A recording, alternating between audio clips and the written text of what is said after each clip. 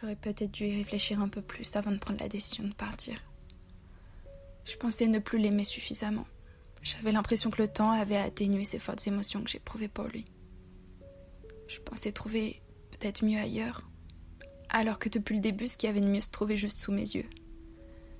J'avais des exigences trop élevées par rapport à la réalité de la vie. Aimer, ce n'est pas trouver un être parfait qui saurait nous combler. On apprend à aimer, graduellement.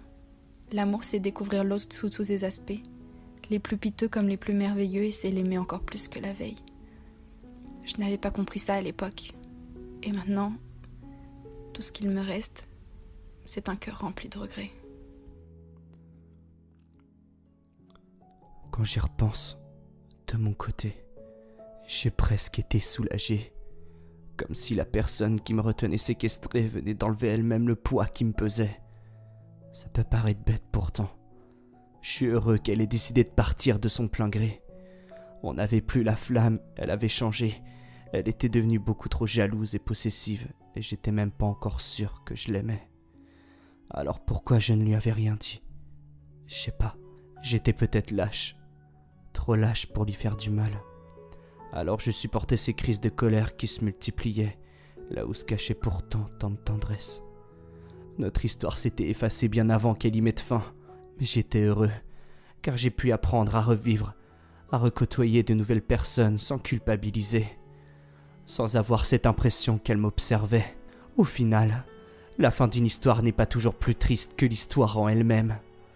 Parce qu'aujourd'hui, je peux dire que j'ai retrouvé quelqu'un à qui je peux réellement dire je t'aime. Dis-moi si toi aussi, ça fait aussi mal qu'à moi. Est-ce que toi aussi tu imagines la vie qu'on aurait pu mener si on avait décidé autrement? Je crois bien avoir peur de finir sans celui qui m'était destiné.